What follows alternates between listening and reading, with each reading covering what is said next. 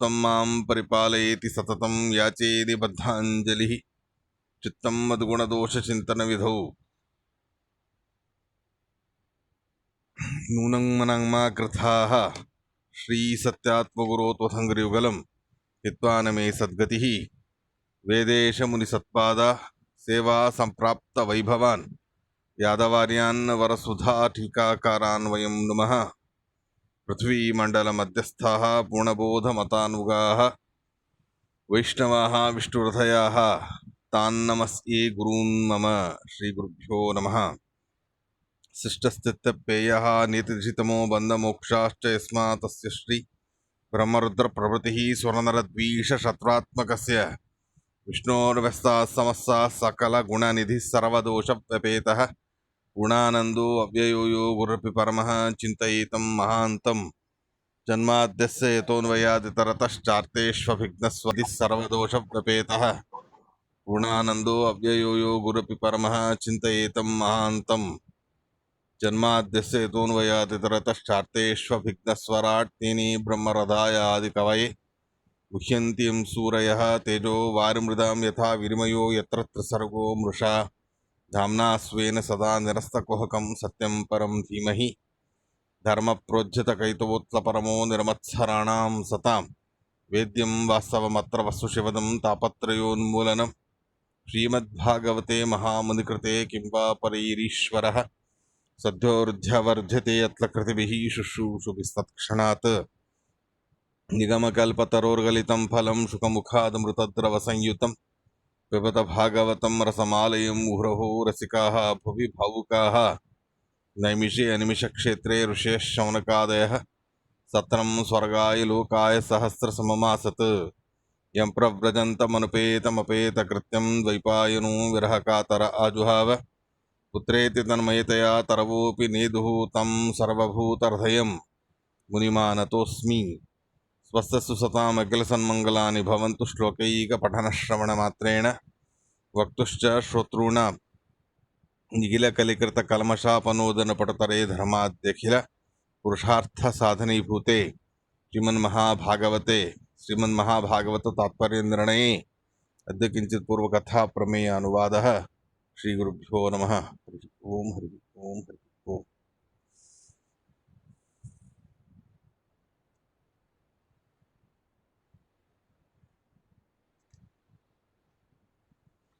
तामसादपि भूतादेर् विकुर्वाणादभून्नभः तस्य मात्रा गुणशब्दो लिंगं यद्द्रष्टृदृश्ययोः नभसोत विकुर्वाणाद् अभूत् स्पर्श गुणो निलः परानवयात् शब्दवांश्च प्राणः ओजः सहो बलम्। श्रीगुरुभ्यो नमः। हरि ओम हरि ओम हरि ओम।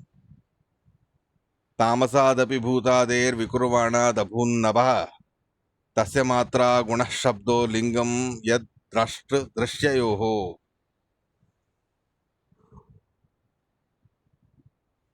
పంచభూతాల యొక్క సృష్టి గురించి చెప్తూ ఉన్నారు శుకాచార్యులు వారు. మహత్తత్వాన్ని వికారపరచగా ఆ మహత్తత్వము నుండి వైకారిక, తైజస, తామస, అహంకార తత్వాలు అని 3 రకాలుగా ఉత్పన్నమయ్యాయి. వాటిలో తామస అహంకార తత్వానికి సంబంధించి భగవంతుడు దానిలో ప్రవేశించి దాన్ని వికారపరచగా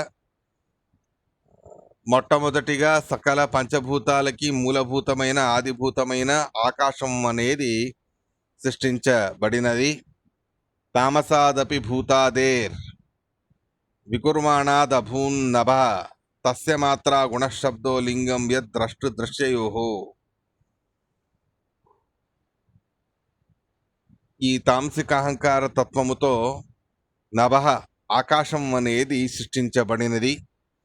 ఆ ఆకాశానికి మూలభూతమైనటువంటి గుణం అది శబ్దం అనేటటువంటి గుణం.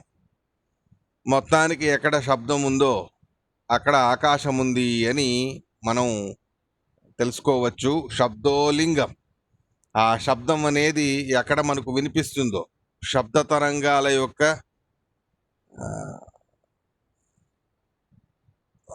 నానా రకాలుగా శబ్ద తరంగాల యొక్క వినికిడి లేదా శబ్ద తరంగాల యొక్క ఆ, కార్యం అనేది ఎక్కడ కనిపిస్తుందో అక్కడ ఆకాశం ఉంది అని మనం అర్థం చేసుకోవచ్చు.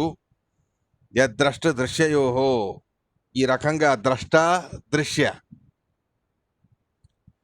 ద్రష్ట అంటే చూసేవాడు, దృశ్య అంటే చూడబడేది.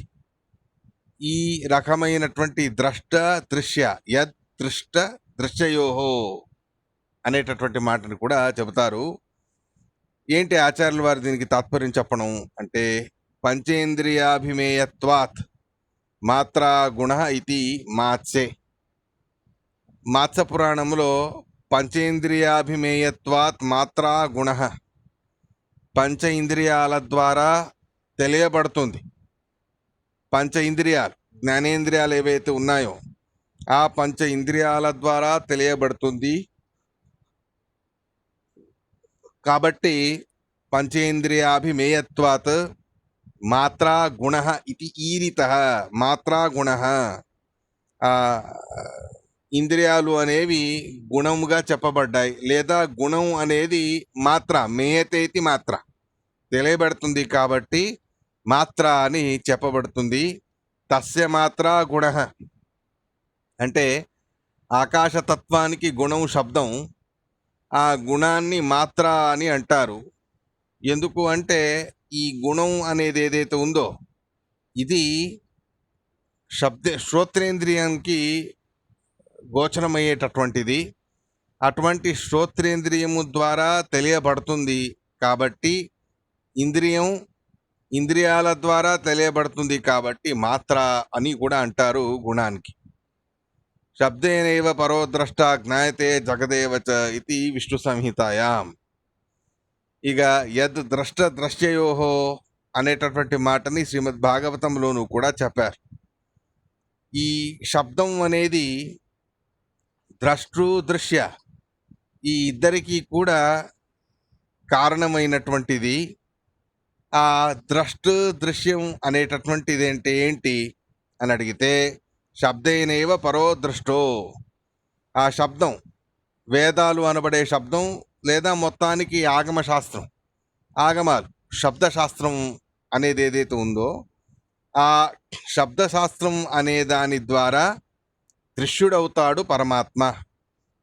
ఈ రకంగా శబ్దశాస్త్రం అనేది శబ్దాల ద్వారానే నిర్మాణం అవుతుంది.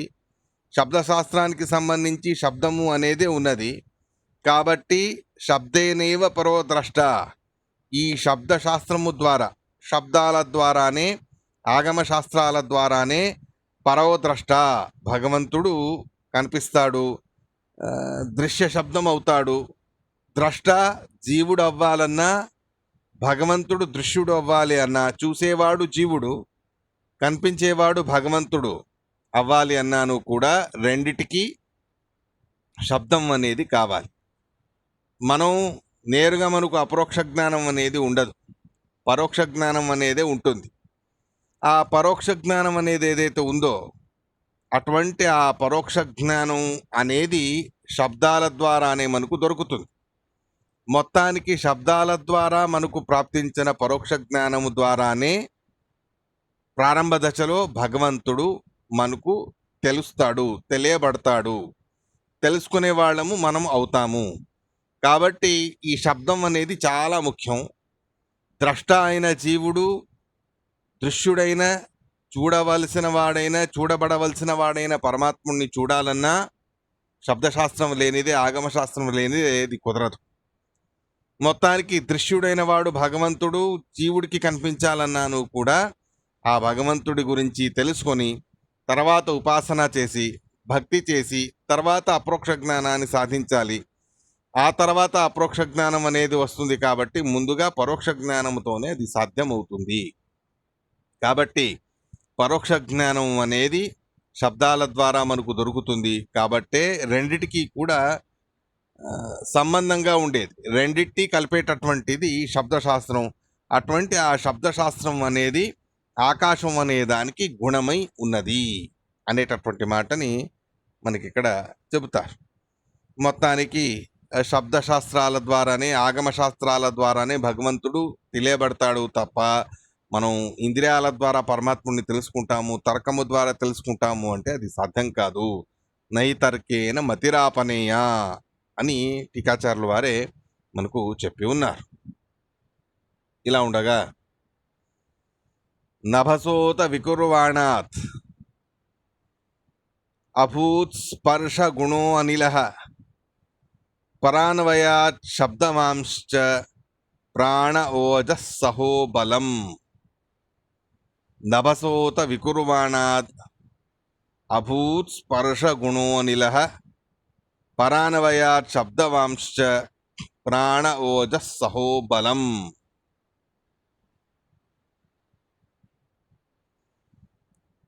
ఆకాశం అనేది సృష్టించబడింది.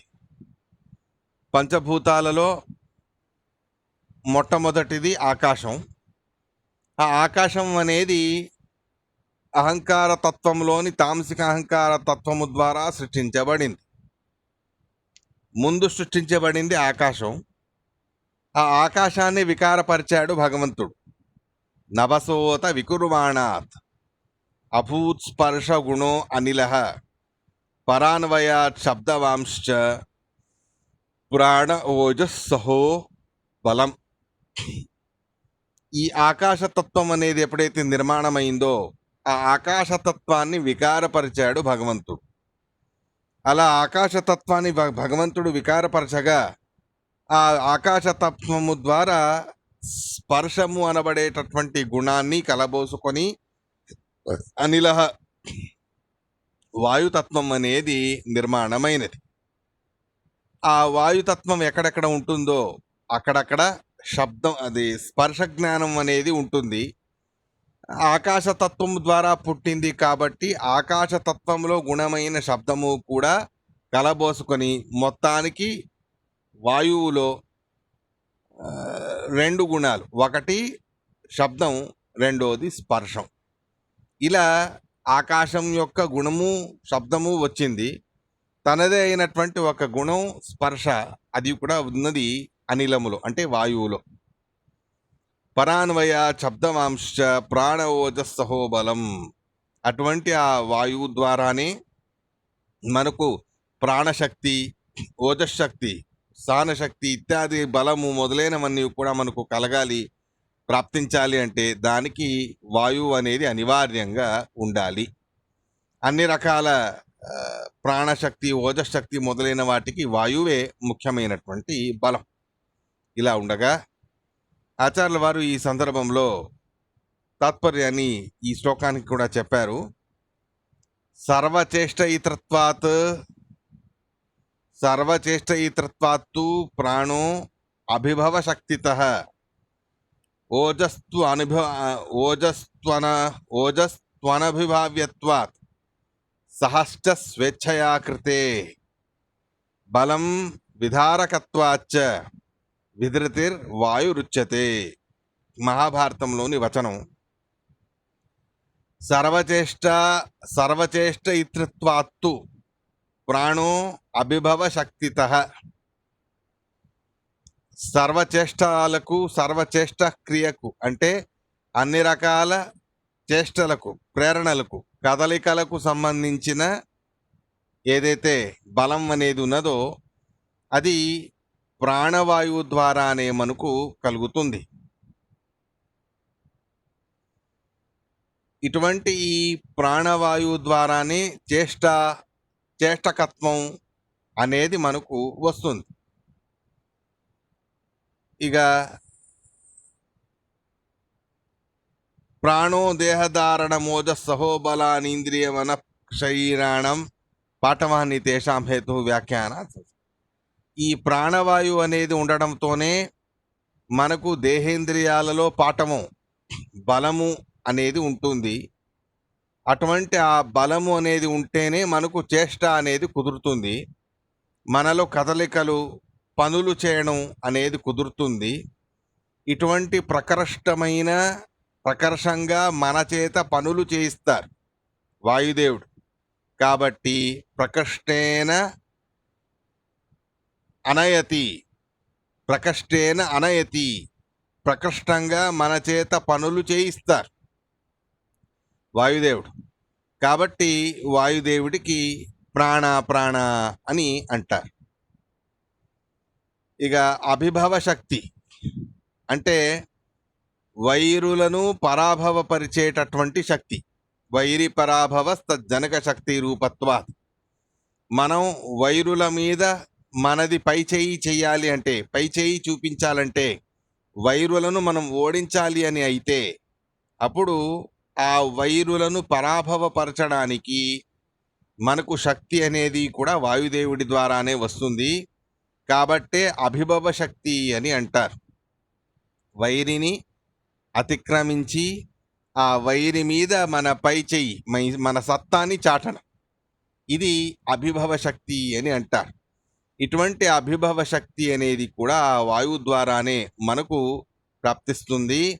ఇటువంటి అభిభవ శక్తి అనే దాన్నే ఓజః అని అంటారు. ఇక స్వేచ్ఛయా కృతి రూపత్వ, కృతి స్వరూపత్వాత్. మనకు మన ఇష్టానికి తగ్గట్టు ఏ పనులు చేయాలని అనుకుంటామో అటువంటి పనులను మనం సామాన్యంగా చేసుకుంటాం. అటువంటి నానా రకాలుగాను కూడా పనులు అనేవి మనం చేస్తామంటే ఆ వివిధ ప్రకారాలైనటువంటి పనులు చేసేటటువంటిది ఏదైతే బలం అనేది ఉంది కదా, అది కూడా ప్రాణదేవుడి ద్వారానే మనకు కలుగుతుంది. స్వేచ్ఛయ ఓజస్త్వనభిభావ్యత్వాత్ సహశ్చ స్వేచ్ఛయా కృతే. స్వేచ్ఛతో మన ఇచ్ఛకు తగ్గట్టే మనం నానా రకాలుగాను కూడా పనులు చేసుకుంటాం చాలా వరకు. అలాంటి ఆ పనులు చేసేటటువంటి సామర్థ్యాన్ని బలం అని అంటారు.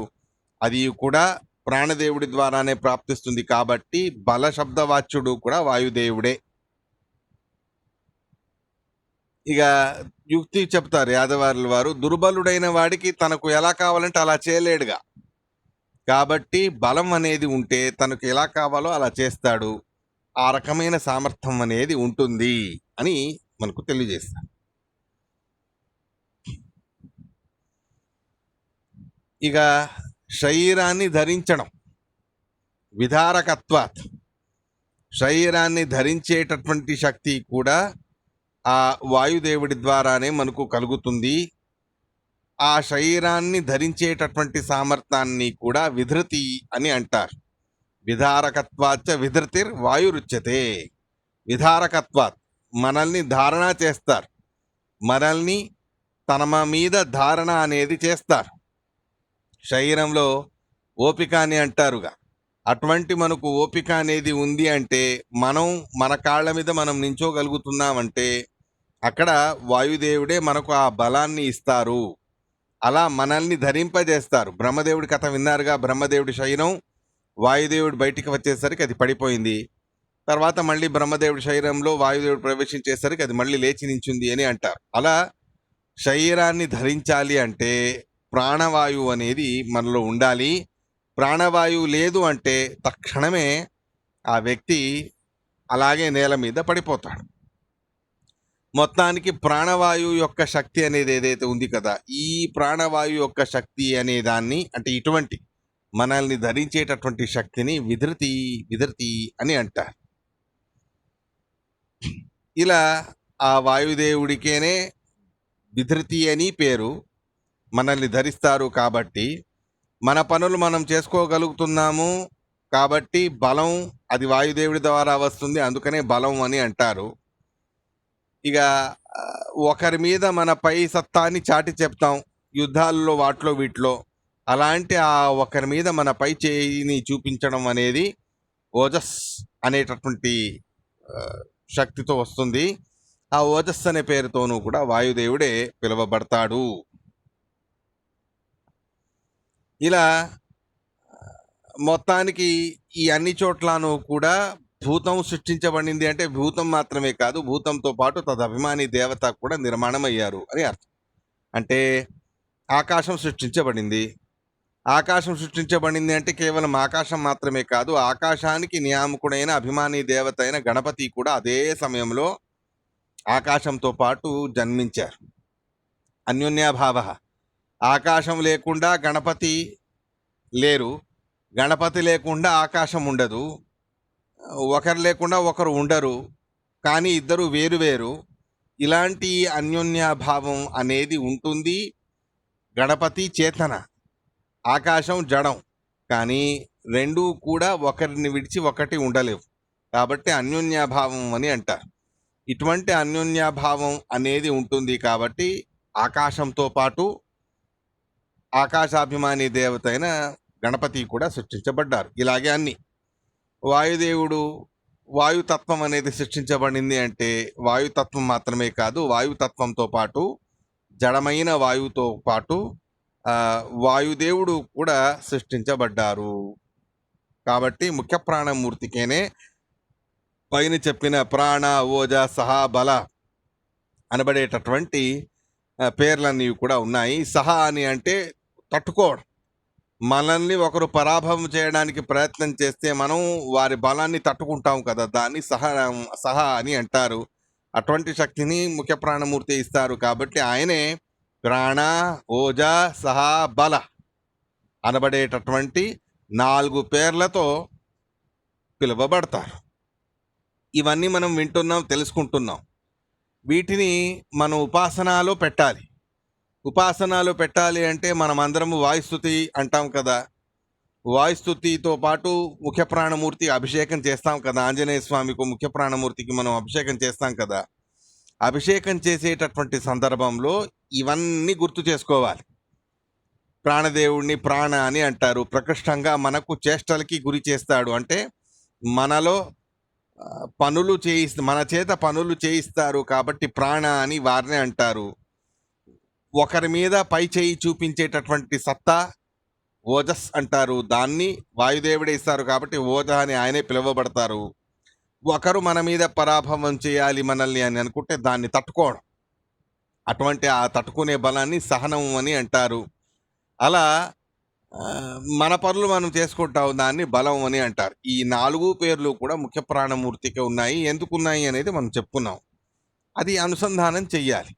ప్రాణదేవుడికి అభిషేకం చేసేటప్పుడు, భగవంతుడికి అభిషేకం చేసేటప్పుడు ఆ పాతాళమేత సైపాదమూలం ఇత్యాదులన్నీ మనం విన్నాముగా. అది జ్ఞానశక్తి, క్రియాశక్తి, ఇచ్ఛాశక్తి అని 3 శక్తుల గురించి చెప్పారు. ఇలా మనం పాఠాలలో, ప్రవచనాలలో ఏ ఏ తత్వాలు విని ఉంటామో ఆ తత్వాలని మనం అప్లై చేయాలి. ఉపాసన చేసే సమయంలో ధ్యానం చేస్తుంటాం, జపం చేస్తుంటాం, పూజ చేస్తూ ఉంటాం. పూజ చేసేటప్పుడు ఇవన్నీ కూడా అక్కడ అప్లై అనేది మనం చేయాలి. దానికోసమే మనం వినాలి. ఇలా ఉండగా వాయుదేవుడిని వికారపరచగా ఆ వాయుదేవుడి ద్వారా వాయుతత్వాన్ని వికారపరచగా వాయుదేవుడు, వాయుతత్వం రెండిటి నిమిత్తముతో ఆ స్పర్శం అనే గుణం కూడా వాయుతత్వంలో చేరుకుంది. ఎక్కడెక్కడ వాయుతత్వం ఉంటుందో అక్కడక్కడ స్పర్శం అనేది కూడా ఉంటుంది. అలాంటి వాయుతత్వం, వాయుదేవుడు ఈ రెండిటి ఇద్దరి యొక్క నిమిత్తంతో తేజస్తత్వం అనేది సృష్టించబడింది. ఆ తేజస్తత్వంలో ఇంకొక గుణం పెరిగింది. ఏంటది అంటే రూపం. ఎక్కడెక్కడ తేజస్తత్వం అనేది ఉంటుందో అక్కడక్కడ ఆ పదార్థం అనేది కళ్ళకి కనిపిస్తుంది. అంటే చక్షుష్ ఇంద్రియానికి గోచరం అవుతుంది. రూపమున్న పదార్థం ఏదైనా సరే ఆ రూపమున్న పదార్థం మనకు కనిపిస్తుంది అంటే, చక్షుష్ ఇంద్రియానికి అది విషయమైంది అంటే ఆ రూపమున్నటువంటి పదార్థంలో తేజస్తత్వం అనేది ఉండాలి. తేజస్తత్వం లేకుండా మనం ఎవరిని దాన్ని చూడలేం. వాయువులో తేజస్తత్వం లేదు కాబట్టి వాయుదేవుడు మనకు కనిపించడు. ఆకాశంలోనూ కూడా తేజస్తత్వం లేదు కాబట్టి ఆకాశం కూడా మనకు కనిపించదు. కానీ ఆ తర్వాత మిగిలినవి ఏదైతే పదార్థాలు ఉన్నాయిగా కంటికి కనిపించేవి, ఆ అన్ని పదార్థాల్లోనూ కూడా తేజస్తత్వం అనేది ఉంటుంది. అదే టెంపరేచర్ అని అంటారు. మన బాడీ టెంపరేచర్ ఉంటుంది. పదార్థాలకి ప్రత్యేకంగా వాటిదే ఒక టెంపరేచర్ ఉంటుంది. అలాంటి టెంపరేచర్ అనేది ఉంటుంది కాబట్టే అవి మనకు కనిపించడానికి వీలవుతుంది. అలాంటి ఆ తేజస్తత్వంతో పాటు అగ్నిదేవుడు కూడా సృష్టించబడ్డారు ఈ వాయుతత్వము ద్వారా, వాయుదేవుడి ద్వారా. తేజస్తత్వాన్ని వికారపరిచాడు భగవంతుడు. ఆ తేజస్తత్వాన్ని వికారపరచగా తేజస్తత్వం అగ్నిదేవుడు రెండింటిని నిమిత్తం చేసి రసతత్వం అనేది నిర్మాణమైంది. రసతత్వం అంటే వరుణదేవుడు. మనం ఏదైనా పదార్థం యొక్క రుచిని తెలుసుకోగలుగుతున్నామంటే అది చేదో తీపో కారమో మొత్తానికి ఏదో రకంగా రసం ఉంటుంది కదా. ఆ రసం అనేది మనకు తెలుస్తుంది అంటే ఆ తెలియడానికి కారణమైన వరుణదేవుడు రసతత్వం అనేది రసనేంద్రియానికి గోచరమయ్యేటటువంటివి. రసనేంద్రియానికి గోచరమయ్యేటటువంటి రసం పుట్టింది. రసంతో పాటు తదభిమాని దేవత అయిన వరుణదేవుడు కూడా జన్మని పొందారు. ఆ రసతత్వం అంటే రసం అనబడేటటువంటి గుణముతో యుక్తమైన జలతత్వం అనేది కూడా నిర్మాణమైంది. ఇలా అగ్నిదేవుడు అగ్నితత్వం రెండింటినీ వికారపరచగా అక్కడి నుంచి సృష్టించబడింది రసతత్వం అంటే జలతత్వం. జలతత్వంలో రసము అనబడే గుణము ఉన్నది. పైన ఉండే భూతాల నుండి వచ్చింది కాబట్టి పైన ఉండే భూతాల గుణాలు కూడా దీంట్లో చేరుకున్నాయి. అంటే ఆకాశంలో ఉండే శబ్దగుణం, వాయువులో ఉండే స్పర్శ గుణం, అగ్నిలో ఉండే తేజస్ గుణం, ఈ మూడిటితో పాటు మరొకటి ఏంటది రసతత్వం. ఈ 4 కూడా జలతత్వంలో ప్రవేశించాయి, జలతత్వంలో ఉన్నాయి. ఈ 4తో పాటు జలతత్వం అనేది సృష్టించబడింది. ఇలా ఉండగా ఆ జలతత్వాన్ని కూడా వికారపరిచాడు భగవంతుడు. జలతత్వం వరుణదేవుడు రెండిటిని నిమిత్తం చేసి ఆ రెండిటి ద్వారా గంధవతి గుణం, గంధము అనబడే గుణము కలిగి ఉన్న పృథ్వీతత్వం అనేది నిర్మాణమైంది. గంధం అనబడేటటువంటి గుణముతో పాటు పృథ్వీతత్వం అనేది నిర్మాణమైనది. పృథ్వీతత్వంతో పాటు భూదేవి అభిమాని దేవత, ఆవిడ కూడా ఆ పృథ్వీతత్వంతో పాటు జన్మని పొందారు. ఈ పృథ్వీతత్వంలో పైన ఉండే భూతాల గుణాలు కూడా చేరుకోవడమే కాకుండా 5వదైన గంధగుణం అనేది కూడా చేరుకుంది. అంటే ఎక్కడ పృథ్వీతత్వం ఉంటుందో అక్కడ శబ్దము ఉంటుంది, స్పర్శము ఉంటుంది, రూపము ఉంటుంది, రసము ఉంటుంది. సప్పగా ఉంటుందో తీయగా ఉంటుందో మొత్తానికి రసము కూడా ఉంటుంది. ఈ 4 మాత్రమే కాదు, గంధము అనేది కూడా ఒకటి ఎక్స్ట్రాగా భూతత్వంలో నిర్మాణమైంది. ఆ భూతత్వంతో పాటు భూమికి అభిమాని అయినటువంటి భూదేవి వాళ్ళు కూడా సృష్టించబడ్డారు. ఇలా ఉండగా ముందు 30వ శ్లోకానికి మళ్ళీ తాత్పర్యం అనేది ఉన్నది. వైకారికాన్ మనోజగ్నే దేవా వైకారికా దశ దిగ్వాతార్క ప్రచేతోష్వి వహ్నీంద్రోపేంద్ర మిత్రకాః.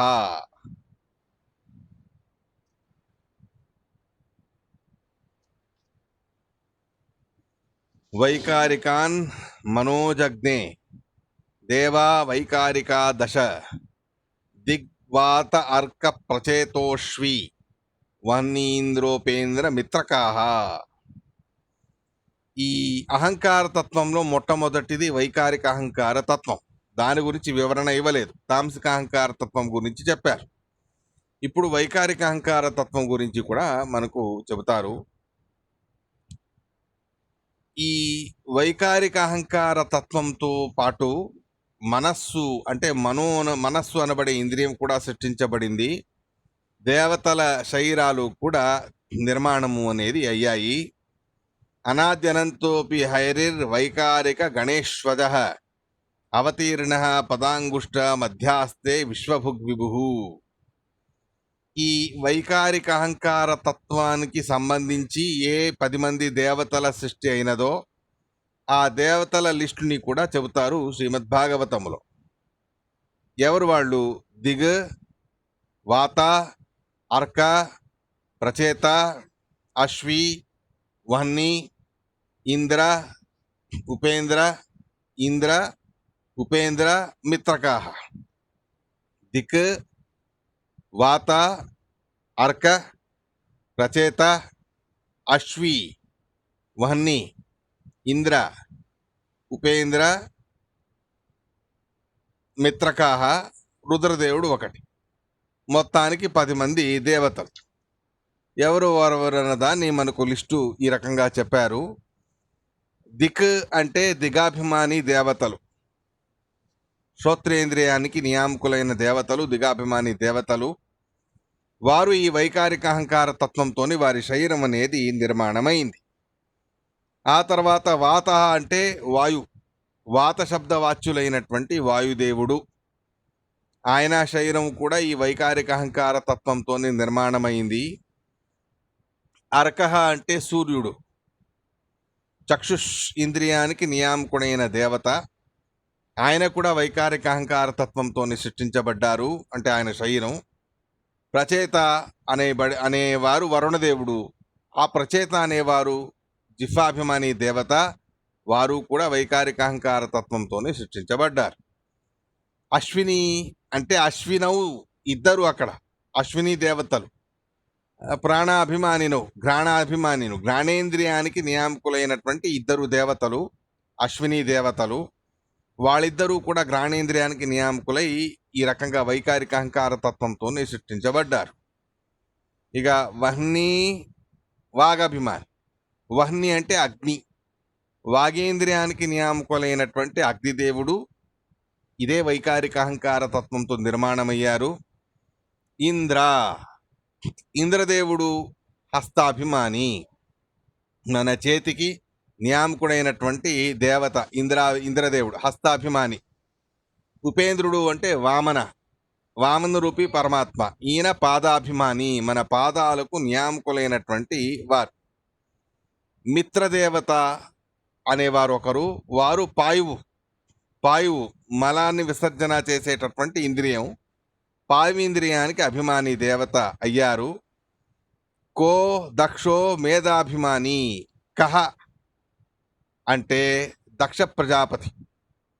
ఈ దక్ష ప్రజాపతి మన శరీరంలోని మేధస్ అనేది ఏదైతే ఉందో ఆ మేధస్సుకి నియామకుడైనటువంటి దేవత. ఇలా దశ ఇంద్రియాలకి కూడా నియామకులైనటువంటి ఈ 10 మంది దేవతలు, వీళ్ళు వైకారిక అహంకార తత్వంతోనే నిర్మాణమయ్యారు. అదితిదేవి కుమారులుగా ఒక్కొక్కరు ఒక్కొక్క రకంగా ఒక్కొక్కసారి జన్మించారు. మొత్తానికి వైకారిక మనోజగ్నే, వైకారిక అహంకార తత్వంతో మనస్సు అంటే మనోనియామకులైన రుద్రదేవుడు సృష్టించబడ్డారు. రుద్రదేవుడు కూడా మనస్సు నియామకుడై జన్మించారు వైకారిక అహంకార తత్వముతోనే.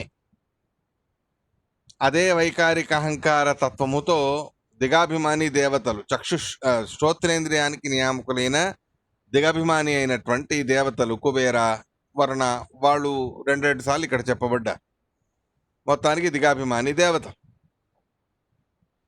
వాయుదేవుడు దిగాభిమాని దేవత, వాక్ వాయుదేవుడు, అర్క సూర్యుడు, ప్రచేత వరుణదేవుడు, అశ్వి అంటే అశ్విని దేవతలు ఇద్దరు, వహ్ని అగ్నిదేవుడు వాగీంద్రానికి నియామకుడు, ఇంద్ర హస్తాభిమాని దేవత, ఉపేంద్ర పాదాభిమాని దేవత, మిత్ర అనబడే దేవత పాయువింద్రియానికి నియామకులు, కహ్ అనబడేటటువంటి వారు దక్ష ప్రజాపతి. ఈ దక్ష ప్రజాపతి మేధాభిమాని అయి మనకు జననేంద్రియానికి కూడా వారు ప్రజాపతి నియామకులై ఉన్నారు. ఇలా 10 మంది దేవతలు ఈ వైకారిక అహంకార తత్వముతోనే సృష్టించబడ్డారు. ఇటువంటి ఈ వైకారిక అహంకార తత్వంతో ఇంతమంది దేవతలతో పాటు రుద్రదేవుడు మరియు రుద్రదేవుడి చేత అభిమన్యమైనటువంటి మనస్సు అనబడేది కూడా ఈ రకంగా నిర్మాణం అనేది అయింది. ఇలా వైకారిక అహంకార తత్వము యొక్క సృష్టిని మనకు చెప్పారు. ముందు తైజస అహంకార తత్వం. ఈ తైజస అహంకార తత్వాన్ని వికారపరచగా ఈ తైజస అహంకార తత్వముతో ఇంద్రియాణి దశాభవన్, ఇంద్రియాలు వైకారిక అహంకార తత్వంతో ఇంద్రియాభిమాని దేవతలు, తైజస అహంకార తత్వంతో ఇంద్రియాలు, జ్ఞానేంద్రియాలు, కర్మేంద్రియాలు, మనస్సు, బుద్ధి ఇత్యాదులన్నీ కూడా తైజస అహంకార తత్వంతోనే అవి సృష్టించబడ్డాయి. ఈ రకంగా ఈ సకల కర్మేంద్రియాలకి జ్ఞానేంద్రియాలకి కూడా ఇంద్రియాలను తీసుకుంటే తేజస్ అహంకార తత్వంతో నిర్మాణమయ్యాయి. మనస్సు ఇక ఇంద్రియాభిమాని దేవతలు వాళ్ళందరినీ మనం తీసుకుంటే వైకారిక అహంకార తత్వంతో నిర్మాణం అయ్యారు. ఇలా ఉండగా ఈ పరస్పరంగా ఇంతమంది ఇంద్రియాభిమాని దేవతలు ఎవరైతే ఉన్నారో వాళ్ళందరూ కూడా కలిసి తమ యొక్క శక్తి సామర్థ్యాలని చూపించాలని ప్రయత్నం చేసిన శరీరాన్ని నియమన చేసే సామర్థ్యం అనేది వారికి రాలేదు. తదా సంహత్య చాన్యోన్యం భగవచ్చక్తి చోదితా సరసత్వం ఉపాదాయ నోభయం సచుదుర్హ్యద. తదా సంహత్య చాన్యోన్యం భగవచ్చక్తి చోదితా సదసత్వముపాదాయ నోభయం సచుదుర్హ్యద. ఈ దేవతలందరూ కూడా కలిసి ఎంతగానో ప్రయత్నం చేసి ఒకరితో ఒకరు కలిసి పనులు చేయాలి. కానీ సంశ్లేషం అనేది వారికి కుదరలేదు. తదా సంహత్య చాన్యోన్యం. సంహత్య అంటే సంశ్లిష్య, ఒకరితో ఒకరు కలుపుకొని మొత్తానికి సతసత్వం, ఒకరితో ఒకరు కలుసుకొని సద్ అసత్ అనబడేటటువంటివి రెండు. సత్ బ్రహ్మాండం, అసత్ మూల ప్రకృతి. సద్ అసత్ అయినటువంటి రెండు రకాల తత్వాలు ఏవైతే ఉన్నాయో ఆ రెండు రకాల తత్వాలని కూడా సృష్టి చేయడం అనేది వారికి కుదరలేదు. సదసద్ ఉపాదాయో ఉపాదానీకృత్యనో భయం అదో బ్రహ్మాండం సచువృత్తి అన్వయ సహసత్వం ప్రతియోగిత. ఇలా ఉండగా సహసత్వం వ్యక్తావ్యక్తం. సత్ అంటే వ్యక్తమైన పదార్థాలు, ఏవి మనకు కళ్ళకు కనిపిస్తాయో అలాంటి వ్యక్తమైన పదార్థాలు. అసత్వం అంటే కళ్ళకి కనిపించినటువంటి పదార్థాలు. నహ భయం సహసత్వం ఉపాదాయ నో భయం సచుదుర్యద. అదో బ్రహ్మాండం. అధహ అంటే బ్రహ్మాండం. ఆ బ్రహ్మాండాన్ని సత్సుజుహు సృష్టి చేయాలి అని ప్రయత్నం చేశారు. ఆ బ్రహ్మాండం అనే దానికి నహ భయం అని అంటారు. ఏంటది నహ భయం అనేదానికి? నో భయం అనేదానికి కాదు, నహ భయం. తథాచన ఉభయం ఇది పతచ్ఛేదోన వివక్షతే అని ఒక.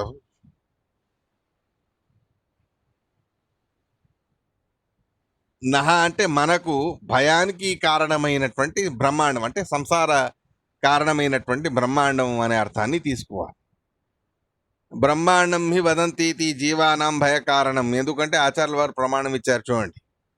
సత్ అసత్, కనిపించేవి కొన్ని, కనిపించనివి కొన్ని, రెండింటినీ కూడా వ్యక్తావ్యక్తమైన వాటిని సృష్టి చేయాలి అని వీళ్ళు ప్రయత్నం చేశారు. తర్వాత భగవంతుడు వాళ్ళని ప్రార్థన చేయగా ముందు దేవతలందరూ కూడా ప్రార్థన చేయడం ఇత్యాదులన్నీ కూడా వస్తాయి. సందర్భానికి వ్యక్తావ్యక్తమైనటువంటి ప్రపంచం ఏదైతే మనకు భయకారణమై ఉన్నదో ఆ భయకారణానికి మూలభూతమైనటువంటి బ్రహ్మాండాన్ని అధహ అని అంటారు. అటువంటి బ్రహ్మాండానికి భయకారణం అనే పేరు కూడా ఉన్నది. ఎందుకు అంటే జీవులందరికీ కూడా భయాన్ని కలగజేస్తుంది ఈ బ్రహ్మాండం. తత్రహి సంస్కృతి, ఆ బ్రహ్మాండంలోనే సంసారం అనేది ఉంటుందిగా. కాబట్టి సంసారం అనేది రావాలంటే బ్రహ్మాండం ఉండాలి, బ్రహ్మాండం ఉండాలంటే సంసారం ఉంటుంది. తద్వారా మనకు భయం అనేది కలుగుతుంది. ఆకాశవాయుత్వ వ్యక్తావితరే అండే ప్రకాశితా. మొత్తానికి బ్రహ్మాండంలో వ్యక్తం అవ్యక్తమైనవి ఏవి అని అడిగితే ఆకాశము వాయు ఇవి రెండు అవ్యక్తం, కళ్ళకి కనిపించవు. మిగిలినవన్నీ వ్యక్తమైనవే, కళ్ళకి కనిపించేటటువంటివి.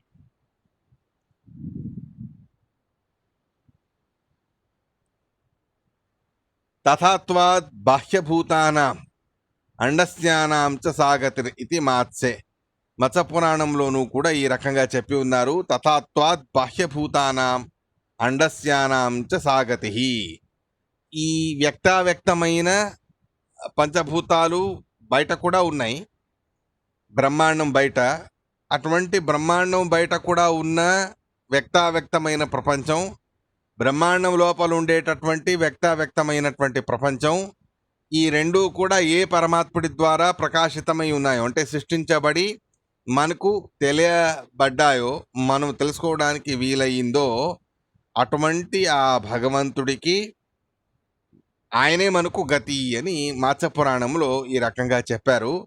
మొత్తానికి ఈ తాత్పర్యం ఎందుకు అంటే, ఇక్కడ సతసత్వం అనే శబ్దానికి ఏమిటి అర్థం అన్నదాన్ని తెలియజేయడానికి. సత్ అసత్ అంటే వ్యక్తావ్యక్తమైనటువంటి ప్రపంచం అని. నో భయం అంటే నహా భయం, మనకు భయం. మనకెందుకు భయం అంటే సంసార కారణమైంది బ్రహ్మాండం కాబట్టి మనకు భయాన్ని కలగజేసింది. ఇలా మనకు భయకారణమైన వ్యక్తావ్యక్తమైన పదార్థాలతో యుక్తమైన అధహ బ్రహ్మాండాన్ని ససుజుహు వీళ్ళు ముందు సృష్టి చేసుకుంటూ వెళ్ళారు. వర్షపూగ సహస్రాంతి తుదండం ఉతికేశయం అలా సృష్టి చేశాక ఎన్నో వేల సంవత్సరాలు అది బ్రహ్మాండం నీళ్లలో అలాగే పడుకొని ఉండిపోయింది. దానిలో ఏ రకంగానూ కూడా వీళ్ళు ఎంత ప్రయత్నం చేసినా ఏ కదలికలు కూడా దాంట్లో రాలేదు. అప్పుడేం జరిగిందా అన్నదాన్ని మనం రేపటి రోజు తెలుసుకుందాం. ఇవాటికి శ్రీకృష్ణ అర్పణమస్తు.